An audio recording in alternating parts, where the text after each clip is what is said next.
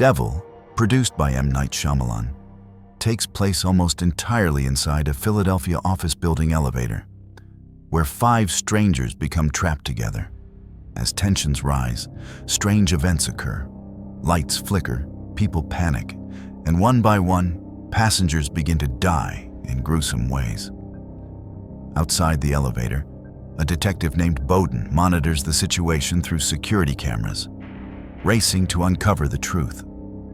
The building's security guards begin to suspect something supernatural when the footage reveals impossible events.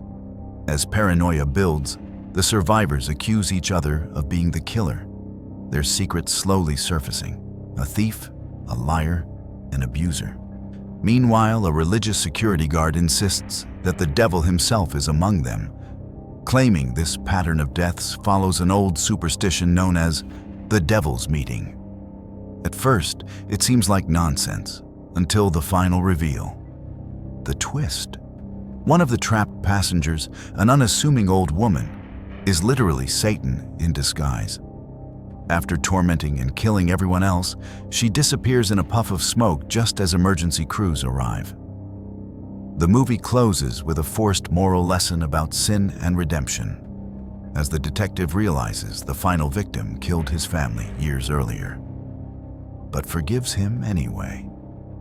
Despite its strong premise and claustrophobic tension, Devil's Reveal turns a smart psychological thriller into a heavy-handed morality tale, proving that sometimes the scariest thing in a horror movie is a bad twist. Halloween Ends was billed as the epic conclusion to the decades-long battle between Laurie Strode and Michael Myers. But what fans got instead was something else entirely. Set 4 years after Halloween Kills, the film opens not with Laurie or Michael, but with a new character, Corey Cunningham, a young man whose life unravels after accidentally killing a child he's babysitting. Branded a murderer by his small town, Corey becomes the film's unlikely focus. As Laurie tries to rebuild her life with her granddaughter Allison, Haddonfield itself seems poisoned by fear and paranoia. When Corey crosses paths with a weakened, sewer-dwelling Michael Myers, something bizarre happens. Instead of being killed, Corey seems to bond with him. Soon, Corey begins donning the mask and killing people himself, as if evil can be passed on like a virus. For most of the movie, Michael Myers, the central figure of the franchise, is barely present. The legendary showdown between Laurie and Michael finally arrives in the last 15 minutes. Feeling rushed and strangely disconnected from everything that came before, Laurie wins, of course, but the emotional weight is undercut by the movie's meandering detour into Corey's psychological downfall. The so-called twist that evil can live on through others falls flat, leaving fans frustrated and confused. Instead of a terrifying finale, Halloween Ends delivers an identity crisis, ending a legendary horror saga not with a scream, but with a shrug. The open house starts with promise but ends in total confusion. The film follows Naomi and her teenage son Logan, who move into a relative's luxurious mountain home after the tragic death of Logan's father. The house is up for sale, so every weekend it's open to strangers. And that's when the weirdness begins. Doors creak open by themselves, objects move, and the basement, always the basement, seems to hold something sinister. Naomi and Logan start to suspect that someone who visited during an open house never actually left. Strange neighbors offer cryptic warnings, phone lines cut out, and shadows flicker just out of sight. Tension builds slowly, teasing a big revelation. Is it ghosts? A deranged squatter? A conspiracy involving the creepy locals? The movie keeps you guessing, until it doesn't. In the twist, there is no twist. The final act reveals that a random, nameless intruder was hiding in the house all along. He brutally kills both Naomi and Logan, then calmly moves on to terrorize another open house somewhere else. No motive, no explanation, no closure, just credits. The ending left audiences furious, turning what could have been a tense psychological thriller into a meaningless exercise in frustration. The open house proves that mystery without payoff isn't suspenseful, it's just lazy. It's a horror movie that builds to nothing, earning its place among the most disappointing twists in the genre. Founders Day is a political/horror hybrid set in a small New England town, Fairwood, during a contentious mayoral election and the town's 300th anniversary. As two candidates, incumbent Blair Gladwell and challenger Harold Faulkner, vie for control, a masked killer clad in a judge's robe and powdered wig begins murdering residents, aiming to sow chaos amid the campaign. The film opens with a shocking kill. Melissa, daughter of Harold, is attacked with a gavel by the masked figure and thrown over a bridge, which throws the town and her girlfriend, Allison, into panic. Allison, Adam, Melissa's brother, Lily, the mayor's daughter, and their tangled relationships become central to the mystery, with motives, romantic entanglements, and political allegiances all playing into suspicion. As murders escalate, accusations fly, both politically and personally. The killer's identity is repeatedly teased through misdirection and red herrings. In the end, the twist is that the murders were part of an elaborate scheme by a local insider to manipulate the political race, orchestrating random killings, creating suspicion between candidates, and attempting to use fear as a campaign weapon. The reveal, however, feels underwhelming. It lacks emotional weight, logical coherence, and motive clarity. Critics noted the twist is pedal-to-the-floor melodramatic, yet not especially surprising or well-grounded. What should have been a shocking finale lands flat, leaving the twist as one of the weaker elements in a movie whose execution struggles to balance politics, slasher tropes, and mystery. Would You Rather sets up a grim and fascinating premise, but squanders it with one of horror's most depressing and unnecessary endings. The story follows Iris, a young woman struggling to care for her terminally ill brother. Desperate for money, she's invited to a dinner hosted by the wealthy and eccentric aristocrat Shepard Lambrick, who claims he can solve her financial problems. The catch? She must play a game, and the stakes are life and death. At first, the dinner party seems strange but harmless. Then, Lambrick reveals the rules. Each guest must participate in a series of escalating would you rather challenges, electric shocks, self-inflicted harm, even murder, with only one winner surviving the night. What starts as morbid curiosity turns into a sadistic bloodbath as Iris and the other contestants are forced to betray, torture, or kill to stay alive. Iris proves resourceful and determined, eventually becoming the last survivor. She's rewarded with the money and promise of her brother's medical care, finally free from despair. But the film's cruel twist undercuts everything. When Iris returns home, she discovers her brother has committed suicide during her absence.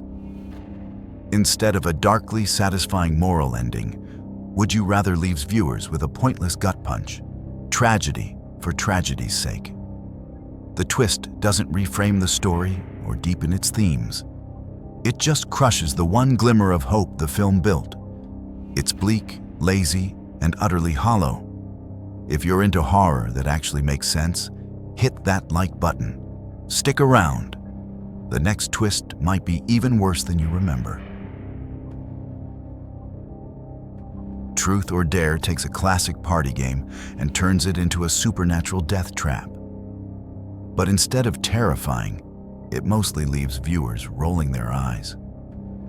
The film follows Olivia, a kind-hearted college student, and her group of friends who take a spring break trip to Mexico. There, a stranger lures them into an abandoned church to play Truth or Dare. it seems like harmless fun, until they return home and realize the game never ended. Soon, each of them is forced to continue playing under deadly circumstances. A demonic force compels them to tell humiliating truths or perform horrifying dares, or die. When someone refuses, they're killed in ridiculous ways, usually preceded by a creepy grin filter that looks more like a bad Snapchat effect than a supernatural curse. As the group dwindles, Olivia and her best friend Marky try to uncover the game's origins. They learn that the curse began decades earlier and can only be stopped by passing it to others. And here comes the big twist. Olivia decides to upload a video to YouTube, tricking millions of viewers into joining the game, dooming countless strangers to save herself and her friend. What was meant to be shocking feels nonsensical and mean-spirited. Instead of a clever twist, it turns the protagonist into the villain and the audience into potential victims. Truth or dare ends not with fear, but with frustration. A killer concept ruined by its own stupidity. High Tension begins as a brutally effective slasher before self-destructing with one of horror's most nonsensical twists. The film follows Marie and her best friend Alex, who travel to Alex's family farmhouse for a quiet weekend. But that night, a sadistic stranger arrives, murdering Alex's family in cold blood and kidnapping Alex. Marie hides, terrified, and vows to save her friend. What follows is an unrelenting chase through fields, gas stations, and dark country roads as Marie fights to stop the killer. The movie's tension, violence, and claustrophobic atmosphere earn its title. It's raw, shocking, and disturbing. Everything builds toward an explosive showdown as Marie confronts the brutal murderer once and for all. Then comes the infamous twist. Marie is the killer. The entire movie's events, the family's murder, the kidnapping, the pursuit, have been hallucinations from Marie's split personality. The killer she's been fighting never existed. The reveal rewrites the entire film retroactively, but not in a clever way. It breaks it. Scenes that clearly showed Marie and the killer in separate places now make no sense, and the logistics of the murders become impossible. Instead of deep psychological horror, the twist feels like a cheap shock that undermines the movie's strongest moments. High Tension starts as one of the best modern slashers of the 2000s and ends as one of the most frustrating examples of a twist that kills its own story. The film begins with people across cities suddenly stopping what they are doing and harming themselves in strange ways. At first, everyone thought it was a terrorist attack or some kind of chemical weapon. A science teacher named Elliot, played by Mark Wahlberg, travels with his wife and friends to escape what they believe is a spreading danger. The roads are packed, and news reports say the events are happening in several states. People run into forests, abandon cars, and search for any safe place. The movie slowly builds the idea that the air carries something deadly. People keep covering their faces, locking themselves indoors, and panicking as they realize there is no clear pattern. Most of the film focuses on Elliot trying to keep his group calm while others around them collapse. Then comes the twist. The film claims that plants are releasing toxins to protect themselves from humans. The attacks are a natural reaction to pollution and deforestation. There is a short conversation where a scientist says that plants can communicate and release chemicals. The camera zooms in on grass and trees as if they are alive and angry. The problem is that the reveal is not shown in a believable way. The movie gives no clear sign of how or why this would work. We see no specific cause, no consistent spread, and no scientific detail. The Devil Inside adopts a found footage documentary style to follow Isabella Rossi's desperate attempt to understand her mother's dark past. 2 decades earlier, her mother Maria murdered 3 clergymen during an exorcism, an act blamed on demonic possession rather than insanity.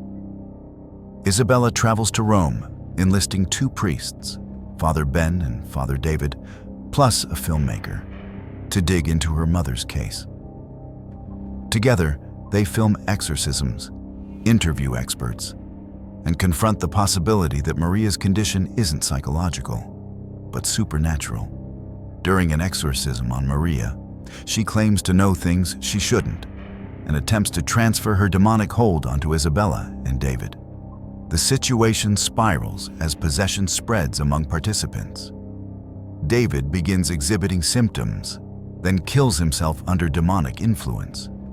Isabella, meanwhile, attacks a nurse in a hospital seizure. Recognizing Isabella's possession, Ben and Michael attempt to take her to exorcism help. But in the car, Isabella overpowers Michael, and his body becomes possessed too. The car crashes, killing Ben and Michael. Isabella vanishes. Then, instead of a solid cinematic wrap-up, the film ends with a title card demanding you visit a website to learn more about the Rossi case. What should have been a climactic twist devolves into one of horror's most infamous bait-and-switch endings. No resolution, no catharsis, just a marketing gimmick. The Blair Witch Project was marketed as real found footage, a documentary gone wrong, and became a cultural phenomenon. The film follows 3 student filmmakers, Heather, Josh, and Mike, who traveled to the small town of Burkittsville, Maryland, to investigate the legend of the Blair Witch. Armed with cameras and confidence, they venture into the Black Hills forest to capture local myths on film. At first, the trip feels like any low-budget student project. Awkward interviews, shaky shots, and campfire stories. But soon the group becomes hopelessly lost. Night after night, they hear strange noises, twigs snapping, children laughing, unseen figures circling their tent. Their maps vanish, tensions rise, and paranoia consumes them. The line between supernatural terror and psychological breakdown blurs completely. Josh disappears, leaving Heather and Mike alone, terrified and starving. Guided by his screams, they stumble upon a decaying house in the woods, covered in mysterious symbols. In the final moments, Heather's camera shakes violently as she searches for Mike, only to find him standing motionless in a corner. Her screams echo, and the camera drops to the floor. Then, nothing. No witch, no reveal, no explanation. The movie simply ends. The twist, that there is no twist, divided audiences. Some hailed it as haunting realism. Others felt cheated after an hour and a half of build-up to a non-ending. The Blair Witch Project redefined horror marketing. But its final seconds remain one of the genre's most anticlimactic payoffs. Bad horror twists can ruin even the strongest setup. They remind us how fragile a good scare really is. One bad reveal, and the fear turns into laughter. But that's what keeps horror fans coming back, the risk and surprise. If you enjoyed this breakdown, like the video, drop your favorite awful twist in the comments, and don't forget to subscribe for more. Thanks for watching.